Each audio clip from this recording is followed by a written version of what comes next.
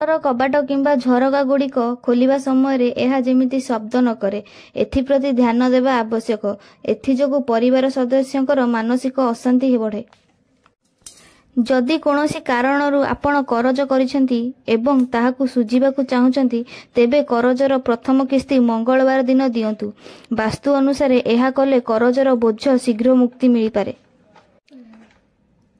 ପଶ୍ଚିମ ଓ ଦକ୍ଷିଣ ଦିଗରେ ପାଣି ଟାଙ୍କି, କୂଅ, ଟ୍ୟାପ୍ ରହିଲେ ସେହି ଦୋଷରୁ ବ୍ୟକ୍ତି କରଜ କରିବାକୁ ବାଧ୍ୟ ହୁଏ। ଗୃହରେ ଦାରିଦ୍ର୍ୟ ଲାଗି ରହେ, ଏଣୁ ଏଭଳି ଦୋଷ ଦୂର କରିବ। ଗୃହର ପୂର୍ବ କିମ୍ବା ଉତ୍ତର ଦିଗରେ ଭାରୀ ବସ୍ତୁ ରଖନ୍ତୁ ନାହିଁ, ଅଯଥା କରଜ ବଢ଼ିବାରେ ଲାଗିବ।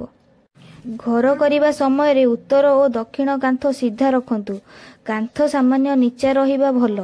ତ୍ରୁଟିଯୁକ୍ତ କାନ୍ଥ ଦୋଷରୁ କରଜ ବୃଦ୍ଧି ପାଇଥାଏ, ଏଣୁ ଏହି ଦୋଷ ଦୂର କରି କରଜମୁକ୍ତ ହୋଇପାରିବେ। ଲାଲ ରଙ୍ଗର ରିବନକୁ ଘରର ମୁଖ୍ୟ ଦ୍ୱାରରେ ଟଙ୍ଗାଇ ରଖିଲେ ଘରେ ଧନର ଆଗମନ ଘଟିଥାଏ, ଘରେ ଐଶ୍ୱର୍ଯ୍ୟ ଓ ବୈଭବର ବୃଦ୍ଧି ଘଟିଥାଏ। ବିଛଣାରେ ଲୁଣ, ତେଲ, ଝାଡ଼ୁ, ଜୋତା କିମ୍ବା ଅଳିଆ ଆବର୍ଜନା ରଖନ୍ତୁ ନାହିଁ। ଏହା ମାନସିକ ଅଶାନ୍ତି ଆଣିବା ସହ ଭାଗ୍ୟୋଦୟର ବାଧା ଉପଜାଇଥାଏ। ଉତ୍ତର କିମ୍ବା ପୂର୍ବ କାନ୍ଥରେ ଉତ୍ତର ପୂର୍ବ କୋଣରେ ଲାଗିଥିବା ଦର୍ପଣ ଲାଭଦାୟକ। ଦକ୍ଷିଣ ଓ ପଶ୍ଚିମ କାନ୍ଥରେ ଦର୍ପଣ ରହିଲେ ତାହା କ୍ଷତିକାର। ଶନିବାର ଦିନ ଘର, ଦୋକାନ, ଅଫିସ ମୁଖରେ ଲେମ୍ବୁ ଓ 7ଟି ଲଙ୍କା ଝୁଲାଇ ରଖିଲେ ଖରାପ ଦୃଷ୍ଟି ପଡ଼େ ନାହିଁ।